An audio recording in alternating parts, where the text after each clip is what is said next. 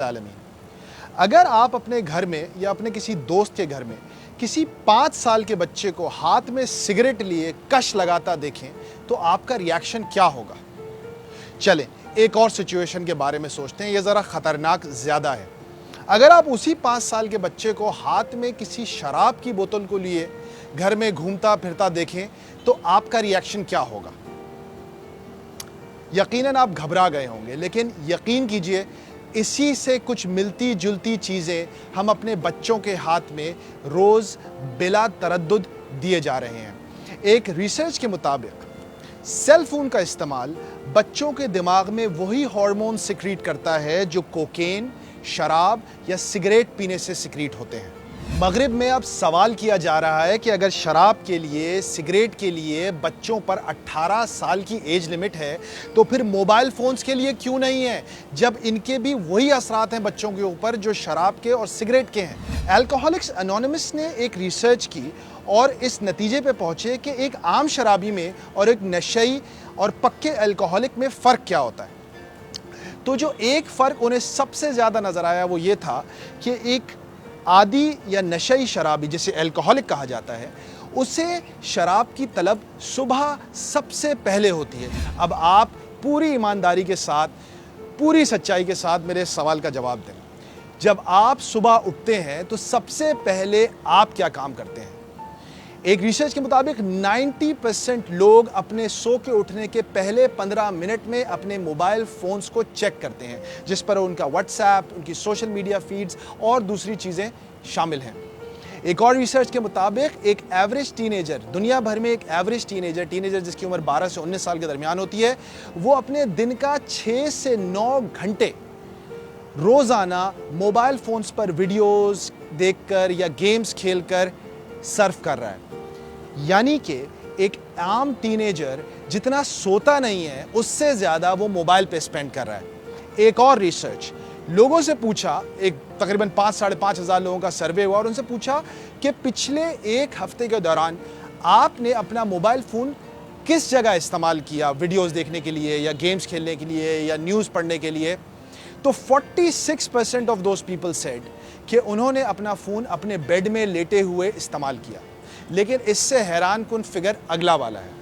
32% of the people, 32% افراد نے اپنا سیل فون باتھ روم میں بیٹھ کر استعمال کیا نیوز فیڈ یا ویڈیوز دیکھنے کے لیے۔ یہ بات شاید آپ کو حیران کن لگ رہی ہے، لیکن آج اپنے آپ پہ غور کیجئے کہ آپ دن میں کتنی مرتبہ اپنا سیل فون اٹھاتے ہیں۔ ایک عام آدمی عمومی طور پہ ایک دن میں تقریباً 250 مرتبہ اپنا موبائل فون چیک کر رہا ہے آج کل۔ ہم اپنی بیوی کے ساتھ کھانا کھا رہے ہوں گے لیکن ہم اس کے ساتھ نہیں ہوں گے۔ ہم اپنے بچوں کے ساتھ بیٹھ کر کوئی اور کام کر رہے ہوں گے لیکن ہمارا دماغ ہماری سوشل میڈیا فیڈز پہ ہوگا۔ ہم اپنے آفس میں اپنے کمپیوٹر پہ بیٹھے ہوئے ہوں گے لیکن ہمارا دماغ کہیں اور ہوگا۔ ہمارا جسم جہاں پہ ہے وہ وہاں پہ ہے لیکن ہمارا دماغ کہیں اور ہے۔ تو اس بات کو اسٹیبلش کرنے میں تو اب کوئی کسر نہیں رہ گئی کہ سیل فون سے ایک عام انسان جتنا فائدہ اٹھا رہا ہے اس سے کہیں زیادہ اس کو نقصان ہو رہا ہے۔ لیکن یہ ساری باتیں بھی شاید آپ کو پہلے سے پتا ہوں۔ لیکن ایک چیز جو آج میں آپ لوگوں کے ساتھ شیئر کروں گا کہ اس ایپیڈیمک سے، اس بلا سے لڑنا کیسے ہے، کیونکہ ہمارے یہاں کرٹیسائز کرنے کا تو بہت شوق ہوتا ہے، کسی چیز کے اوپر روئیں گے ہم بہت زیادہ، لیکن اس چیز کا کوئی حل کوئی بھی تجویز نہیں کرتا۔ لیکن اس حل کو بتانے سے پہلے میری ایک ریکویسٹ ہے، اس حل کو آپ اپنے اوپر امپلیمنٹ کیجئے۔